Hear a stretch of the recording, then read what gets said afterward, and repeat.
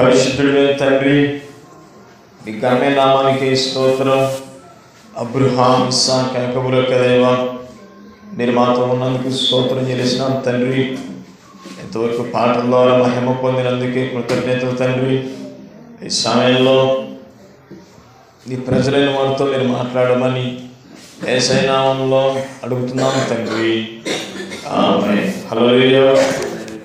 క్రీస్తునందు ప్రియమైన దేవులారా, మనందరికీ తెలిసినటువంటి దేవుని వాక్యం మత్తయి సువార్త మొదటి అధ్యాయం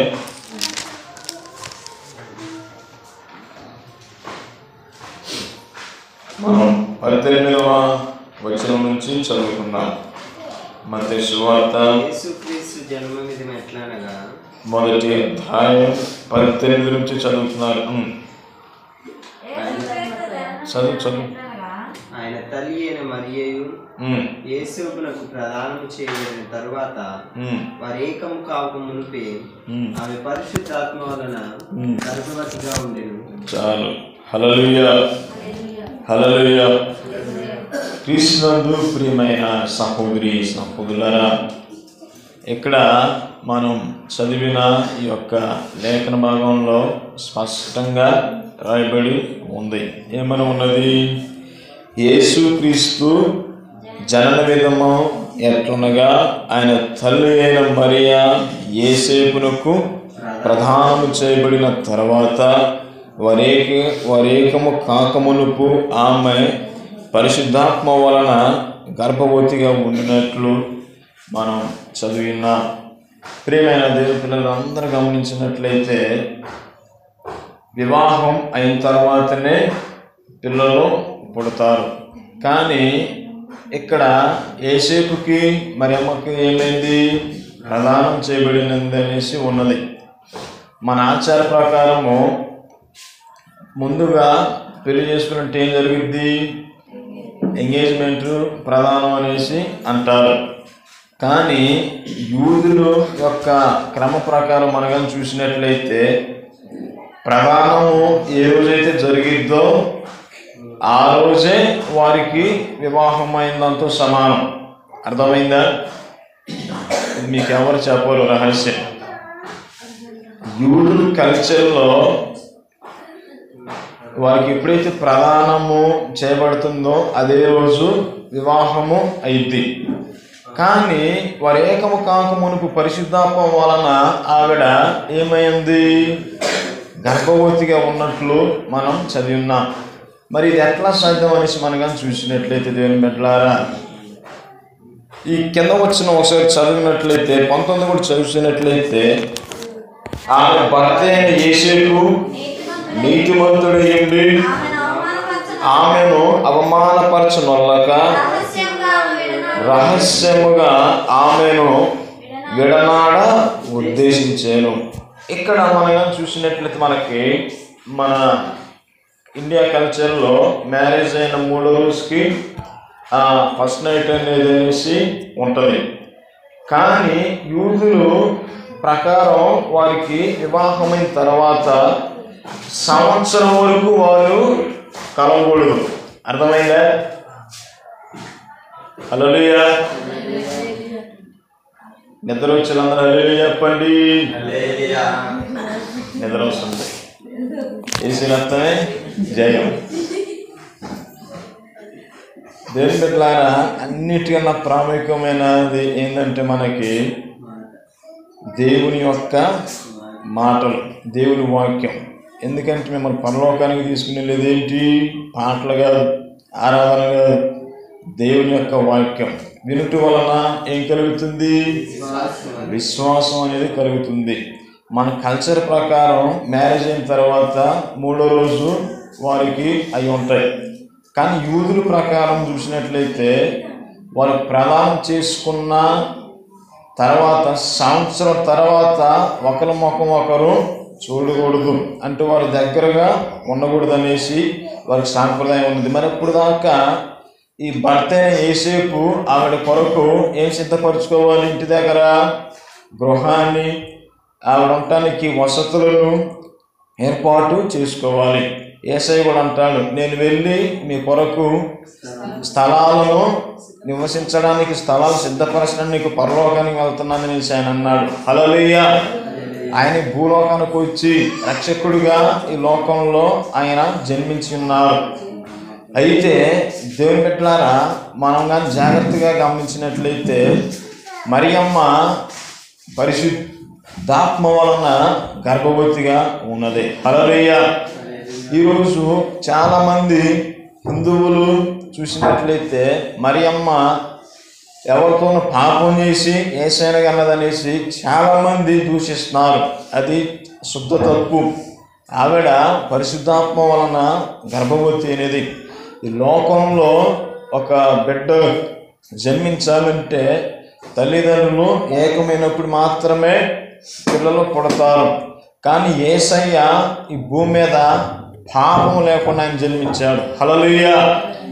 ఈ లోకంలో యేసు ప్రభువుల వారు జన్మించినప్పుడు ఇప్పుడు మనలాగా ప్రార్థన పెట్టుకొని కేకులు కట్ చేసుకొని అక్కడ ఎక్కడ అనేసి కొత్త బట్టలు వేసుకొని లేరు. అందరూ యేసయ్య పుట్టినప్పుడు ఎంతో కష్టాలు, శ్రమలు, భయంకరమైన దుఃఖంలో ఆయన జన్మించాడు. యేసయ్య పుట్టినప్పుడు ఆయన సుమారు 2 సంవత్సరాల తర్వాత భయంకరమైన ప్రమాదాన్ని వాళ్ళు ఎదురు చూశారు. హేరోదు అనే దగ్గరకి ఎవరు వచ్చారు? తూర్పు దేశం నుంచి జ్ఞానులు వచ్చి యేసు ప్రభువుల వారు ఇక్కడ యూదులు మెస్సీయ అనేవాడు జన్మించాడు, ఎక్కడ ఉన్నారని అడిగినప్పుడు ఈ హేరోదు ఏం చేశాడు? ఈ పూర్వపు గ్రంథమైన పాత నిబంధనలోని గ్రంథాలంతటిని పరిశీలన చేపించి యేసు ప్రభు పుట్టాడని నిర్ధారించాడు. హల్లెలూయా. కానీ మనసులో వాడికి ఏమన్నది? నేనే రాజు, నేను బతుకంతకన్నా యోధా దేశం నేనే పరిపాలన చేయాలనేసి కుట్రతో ఆ యేసయ్య ఎక్కడ పుట్టాడో మీరు వెళ్ళి ఆయన కనుక్కుని మళ్ళీ ఎక్కడికి రండి అనేసి చెప్పాడు. కానీ అతని మనసులో ఏమున్నది? ఆ రక్షకుడిగా పుట్టినవాడు, ఆ యూదులుగా రాజుగా పుట్టినవాడు ఉండనే కూడదనేసి ఆ తూర్పు దేశపు జ్ఞానులను కూడా మభ్యపెట్టాడు. కానీ దూత వర్తమానం చేత వారు కూడా ఏమైపోయారు? వాడి దగ్గరికి రాకుండా వెళ్ళిపోయిన తర్వాత ఈ యెరూషలేము, ఈ బెత్లెహేములో ఈ ప్రాంతంలో సుమారు దరిదాపు 114 మంది చిన్నపిల్లలనే ఓచుకోత కూసి చంపేశాడు. హల్లెలూయా. ఆ తర్వాత యేసేపు ఆయన స్వప్నంలో దూత ద్వారా హెచ్చరించబడి ఎక్కడికి వెళ్ళాడు? ఐగుప్తు దేశానికి వెళ్ళాడు. అయితే దేవుని బిడ్డలారా గమనించండి, ఈ యేసేపు ఎలాంటి వాడంట? నీతిమంతుడిగా ఉన్నాడు. ఈరోజు అలాంటి పరిస్థితులు మనం ఉంటే మనము అవమానిస్తామా, వదిలేస్తామా, లేదా చేర్చుకుంటామా? భయంకరంగా అవమానిస్తాం. ఒకవేళ ఈ స్త్రీలో పాపము ద్వారానే ఆ గర్భంగానే ధరించినట్లయితే ఈ యాజకులు సమ్మూఖంలో తీసుకొని వచ్చి, సమాజ మందిరం తీసుకొని వచ్చి ఆమెని రాళ్ళతో కొట్టి చంపేస్తారు. మరి ఇది నిజమా అబద్ధమా అనేది టెస్టింగ్ కోసం ఏం చేస్తున్నట్టు లేవే కాండాలలో ఉంటాయి. కొంచెం అరవచేయకు తల్లి. ఒక స్త్రీ పాపం చేసినట్లయితే ఆ స్త్రీకి సున్నపు నీళ్లు తాగించేవారు. ఏం తాగించేవారు? సున్నపు నీళ్లు తాగించేవారు.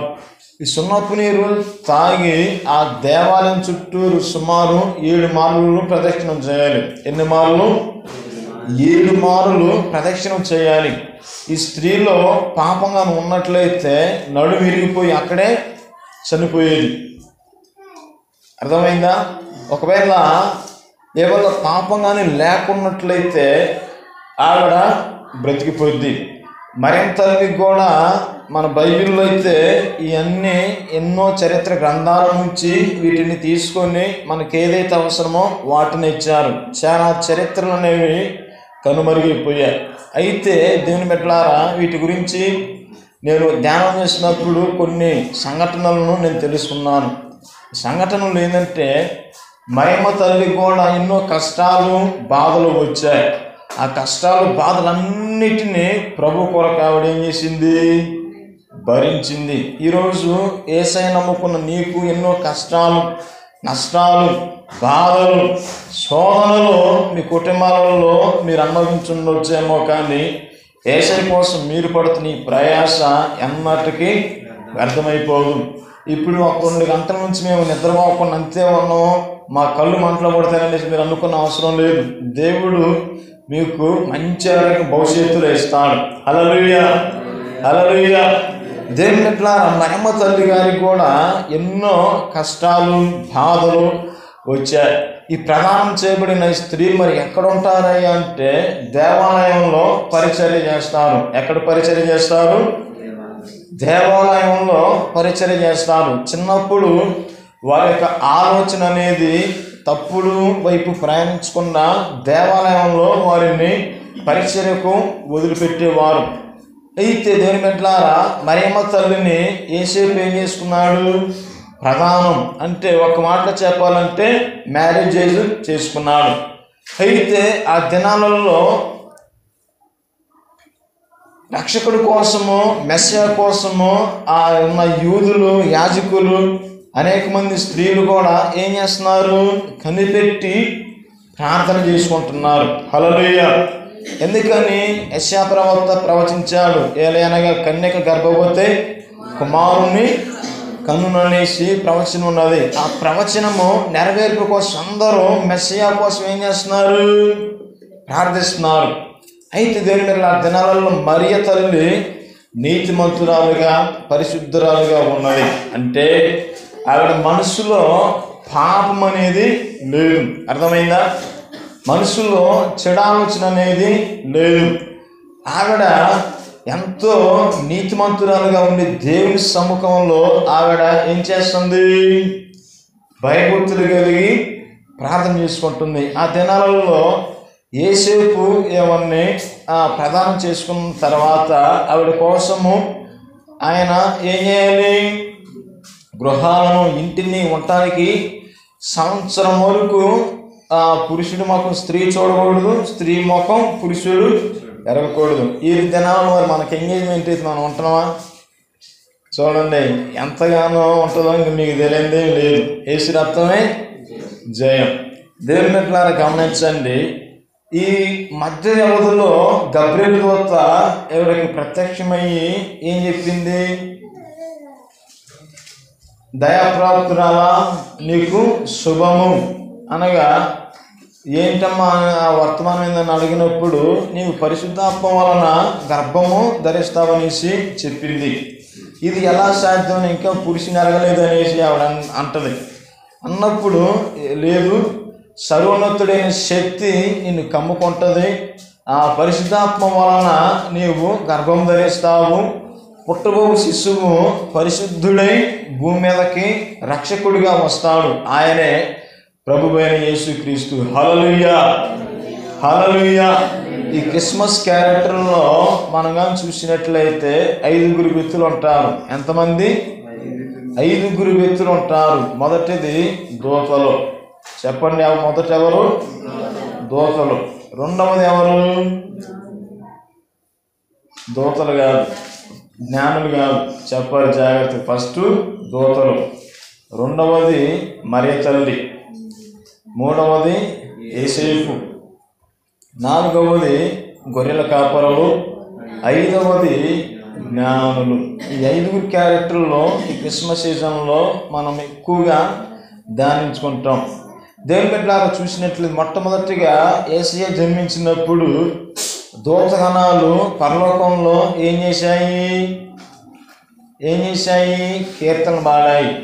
లోకస్వార్త 2వ అధ్యాయం 14వ వచనం చూసినట్లయితే సర్వోన్నతమైన స్థలములలో దేవునికి మహిమయు, ఆయన ఇష్టమైన ప్రజలకు భూమి మీద సమాధానం కలుగును గాకని దేవునికి స్తోత్రగానాలు చేశాను. అంటే యేసయ్య ఈ భూమి మీద పుడటానికి ముఖ్య ఉద్దేశం ఏమిటి? భూమి మీదకి ఆయన ఎందుకు రావాలంటే భూమి మీద మానవుడు చేసిన ఆ పాపాన్ని విమోచించడానికి భూమి మీద పరిశుద్ధుడైన వాడు జన్మించాలి. అర్థమవుతుందా? ఆ దినాలలో మరి యూదులు పాపం చేసినప్పుడు వాళ్ళు ఏం చేసేవాళ్ళు? కోడెలను, మేకలను, గొర్రెలను, కొన్ని పశువుల్ని యాజకుని సమ్మూఖంలోకి తీసుకుని వచ్చి, నేను పలానా ఈ దోషం చేశాను, ఈ తప్పు చేసిన దానికి ప్రతిఫలంగా వాళ్ళు బలులు అర్పించేవారు. ఈ బలులను అర్పించినప్పుడు ఆ యొక్క బలి అనేది వారి యొక్క దోషాలను కప్పెడుతుంది, కానీ వారి పాపాన్ని తీసివేయలేకపోతుంది. అర్థమైందా? ధర్మశాస్త్రం అనేది బలిని ఏం చేస్తుంది? దోషాన్ని, ధర్మశాస్త్రపు బలి అనేది దోషాన్ని కప్పెడుతుంది, కానీ ఆ పాపాన్ని మాత్రం తీయలేదు. మరి పాపం పోవాలంటే, నీతిమంతుడిగా మనం ఉండాలంటే ఏం చేయాలి? యేసు ప్రభు రక్తంలో కడగబడాలి. మరి భూమి మీద పుట్టిన ప్రతి మానవుల్లో ఏముంది? పాపం ఉన్నది. చెప్పండి, ఏమున్నది? పాపం అనేది మానవుల్లో ఉన్నది. మరి పాపం పోవాలంటే దేవుడే ఈ లోకంలో జన్మించాలి. హల్లెలూయా! దేవుడు మానవ రూపంలోనే ఎందుకు రావాల్సి వచ్చింది? జంతువుల బాధ జంతువులకు తెలుసు, కోళ్ళు బాధ పక్షుల బాధ పక్షులకు తెలుసు, మానవుని బాధ మానవుడికే తెలుసు. చూడండి దేని బిడ్డలారా, ఇప్పుడే ఇక్కడ ఒక దయ్యం వస్తే మీరు ఇక్కడ ఉంటారా? పారిపోతారు. పెద్ద వెలుగుతో కొమ్ములతో ఇక్కడ ఈయన వస్తే మీరు ఉంటారు? ఇక్కడ పారిపోతారు. మరి దేవాతి దేవుడు తన అసలు రూపంలో ఇక్కడ ప్రత్యక్షమైతే ఒక్కలన్నా నిలబడగలరా? చూడండి, మనకి ఇప్పుడు 6 అవుతుంది. 7-7:30 ప్రాంతంలో సూర్యుడు చిన్నగా బయటకు వస్తాడు. ఒక 10 నిమిషాలు మీరు ఆ సూర్యుని వైపు చూడండి. తర్వాత మీ కిందకి పక్క చూసినట్లు మీ కళ్ళుకి ఏం కలుగుద్ది? చీకటి. కాసేపు కళ్ళు కనరాకుండా పోతాయి. అర్థమవుతుందా? ఆ ఎండ వైపు చూస్తేనే మన కళ్ళు తట్టుకోలేకపోతున్నాయి. వాటిని సృష్టించిన వాటికన్నా 1000 రెట్లు 1,000,000 రెట్లు తేజవంతుడైన దేవుని మనం చూడగలమా? అర్థమవుతుందా? దేవుడు ఈ లోకానికి ఎందుకు వచ్చిందంటే, మీకు ఒక జరిగిన సంఘటన చెప్పేసి నేను ముగిస్తాను. అది అమెరికాలో ఒక బాబు ఉన్నాడు. ఆ బాబు ప్రతి ఏటేటా వాళ్ళ డాడీ మంచి మంచి గిఫ్ట్లు కొనిచ్చేవాడు. అబ్బాయి ఎన్నో తరగతి చదువుతున్నాడంటే 7th క్లాస్ చదువుతున్నాడు. ఎన్నో తరగతి? ఇక్కడ 7th క్లాస్ చదివే పిల్లలు ఉన్నారా? ఎవరూ లేరు. యేసు రక్తమే జయం. అయితే ఈసారి ఈ పిల్లోడు ఏం చేసిందంటే ఒక షాప్కి వెళ్ళాడు. షాప్కి వెళ్ళి ఒక 500 ఇచ్చి ఒక బొమ్మ కావాలనేసి వాడు ఆర్డర్ చేశాడు. అయితే ఆ బొమ్మకి ఏమి లేదు, ఒక కాలు లేదు. ఏమి లేదు? కాలు లేదు. అయ్యో బాబు, దానికి కాలు లేదు, నీకు ఇంతకనిగా మంచిది ఇస్తాననేసి ఆ షాప్ వాడు చెప్తే, లేదు నాకు ఆ బొమ్మే కావాలనేసి అంటాడు. బాబు, దానికి కాలు లేదురా, నీకు ఇస్తే మళ్ళీ మీ డాడీ నన్ను వచ్చి అంటారు, ఇంకోటి ఇస్తా తీసుకుని, లేదు నాకు అదే కావాలనేసి వాడు ఏడుస్తాడు. సరే, ఎట్నో కష్టపడి దర్జన భర్జన చేసి వాడు ఆ బొమ్మని తీసుకుంటాడు. తీసుకున్నప్పుడు ఆ షాప్ వాడు ఎందుకు అడుగుతాడంటే, అరే బాబు, ఎక్కడ ఇన్ని మంచి బొమ్మలు ఉన్నాయి, ఈ మంచి బొమ్మ తీసుకోకుండా ఈ కాలు లేని బొమ్మ, ఈ కుంటి బొమ్మనే ఎందుకు తీసుకున్నారా అనేసి అన్నప్పుడు, ఈ పిల్లోడు ఉంటాడు కదా, వాడికి ఏమి లేదంటే ఈ కాలు లేదు. చూడండి, వాడు కాలు పైకి ఎత్తితే ఆ కాలు బదులు ఏముంటుంది? అక్కడ చెక్క కాలు ఉంటుంది. అర్థమైందా? ఈ చెక్క కాలు తీసుకొని చూడు, ఈ బొమ్మకే కాలు లేదు, నాకు కూడా కాలు లేదు, కుంటోడి బాధ కుంటోడికే తెలుసు, పక్కనోడికే తెలుసు అనేసి పాపం చెప్పినప్పుడు అతడు ఆశ్చర్యపోతాడు. అతనే మనమందరం ఎవరము?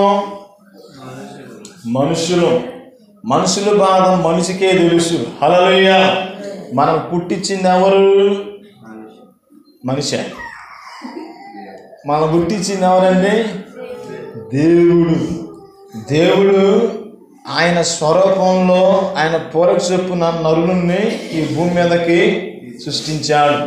అయితే ఆయన సృష్టించినప్పుడు ఆ సృష్టికర్త అయిన దేవుడు మరి ఆ పాపం అనేది అపవాది ద్వారా వచ్చింది. ఆ పాపం తీసిపెట్టిన భూమి మీద ఏ నరుడు వల్ల కూడా కాదు. అందుకనే తన యొక్క మహిమను విడిచిపెట్టి, తన యొక్క దైవ స్వభావాన్ని విడిచిపెట్టి ఈ లోకంలోనికి ఆయన వచ్చి ఉన్నారు. హల్లెలూయా, హల్లెలూయా. ఈరోజు ఒక మనిషిని మనం, మా ఎదురు నేను మనిషిని, మీరు మనుషులే, నన్ను చూసి మీరు భయపడతారా? భయపడరు. మిమ్మల్ని చూసి నేను భయపడగలనా? భయపడను. ఎందుకని? మనకి అర్థమవుతూ ఉంటాయి. అదే ఆ దేవుడు కూడా ఆయన మహిమతో వస్తే మనకు అర్థం కాదనేసి తన మహిమను విడిచిపెట్టి నీ కోసం, నా కోసం ఈ లోకానికి మానవుడిగా వచ్చాడు. హల్లెలూయా, హల్లెలూయా. తర్వాత చూసినట్లయితే దేవుని బిడ్డలారా, ఇంకా ఆ దినాలలో మరి మరియ తల్లి పరిశుద్ధాత్మ కలిగి ప్రార్థనలో ఉన్నప్పుడు పరిశుద్ధాత్మ దేవుడు ఆమెను కమ్ముకున్నప్పుడు, ఆ కమ్ముకున్న శక్తి వలన పరిశుద్ధాత్మ దేవుడు శక్తి ద్వారా యేసయ్య ఈ లోకంలో జీవించాడు. హల్లెలూయా. ఆయన పెరుగుతున్నప్పుడు మనలాగానే కష్టాలు వచ్చాయి, మనలాగానే శోధనలు వచ్చాయి, మనలాగానే ఆకలి దప్పులు అయ్యాయి, అన్నీ అయ్యాయి. కానీ ఆయనలో లేనిది ఒక్కటే. ఏందది? పాపం. నాలో పాపం ఉన్నదని ఎవరు నిరూపించగలడా? ఎవరి వల్ల కూడా కాదు. ఎందుకని? ఆయన దేవుని కుమారుడు. ఆ దేవుని కుమారుడు ఈ లోకంలో జన్మించినప్పుడు సర్వోన్నతమైన స్థలాలలో దేవదూతలు ఏం చేశాయి? గాన ప్రతిగానాలు చేశాయి. ఎందుకంటే దేవుని బిడ్డలారా, ఆయన ఈ లోకంలో ఎందుకు జన్మించాడు? మానవులని రక్షించడానికి, మానవుడి కంటే పాపాన్ని తీసివేయటానికి ఈ భూమి మీద ఆయన జన్మించున్నాడు. కావున ఈరోజు క్రిస్మస్ ప్రార్థనకు అటెండ్ అయితే రక్షణ రాదు, కానీ నీ హృదయంలో నీ పాపాలను ఒప్పుకొని దేవుని సముఖంలో నీ పాపాలను విడిచిపెట్టి ఎప్పుడైతే నువ్వు మారుమనసు కలిగి జీవిస్తావో అప్పుడు ఆ రక్షణ అనేది మన హృదయంలోనికి వస్తుంది. బెత్లెహేములో యేసయ్య జన్మిస్తే క్రిస్మస్ కాదు, కానీ నీ హృదయంలో యేసయ్య జన్మించాలి, అప్పుడే క్రిస్మస్. క్రిస్మస్ అంటే ఏంటి అర్థం? క్రైస్ట్ అంటే క్రీస్తు. క్రీస్తు అనగా ప్రధానికి ఏంటి అర్థం వస్తుంది? రక్షకుడు. రక్షకుడు అంటే ఏంది? నేలలో పడితే కాపాడేది, రక్షించడం కాదు. యాక్సిడెంట్ అయ్యే లోపల మనిషిని బస్సు లారీ గుద్దే లోపల పక్కన లాగితే అది ఒక ఫార్మాలిటీగా రక్షణ. అసలు రక్షణ ఏంటంటే ఈ మానవుని యొక్క ఆత్మ నరకాగ్నికి వెళ్లకుండా రక్షించడమే నిజమైన రక్షణ. హల్లెలూయా, హల్లెలూయా. కొందరిని అగ్నిలో పడినప్పుడు లాగినట్టు వారిని రక్షించడం అనేసి ఉన్నది. కావున దేవుని బిడ్డలారా, ఆయన అతి త్వరగా రాబోతున్నాడు. నీ ముందున్న ఈ రక్షణ నువ్వు నిర్లక్ష్యం చేయకుండా మారుమనసు పొంది దేవుని యొక్క అడుగుజాడల్లో నువ్వు నడిచినట్లయితే మరలా ఆయన త్వరగా రాబోతున్నాడు. మొదటగా ఆయన రక్షకుడిగా వచ్చాడు, తర్వాత శిక్షకుడిగా ఆయన రాబోతున్నాడు. కావున మన హృదయంలోని ప్రతి ఒక్క పాపాలను ఆయన సముఖం ఒప్పుకొని ఆయన కొరకు జీవిద్దాం, ఆయన కొరకు మనం బ్రతుకుదాం, ఆయనకు సాక్షులుగా మనం జీవిస్తాం. హల్లెలూయా. అలాంటి కృపాధన్యత మరియమ్మ తల్లి ఏ విధంగా పరిశుద్ధంగా ఉన్నదో, యేసేపు ఏ విధంగా నీతిమంతుడిగా ఉన్నారో, వారి అడుగుజాడల్లో మనం కానీ నడిచినట్లయితే దేవుడు మనల్ని, మన కుటుంబాలను దీవించి ఆశీర్వదిస్తారు. అట్టి కృపాధన్యత దేవుడు మీ అందరికీ అనుగ్రహించును గాక. ఆమేన్, ఆమేన్, ఆమేన్. హల్లెలూయా.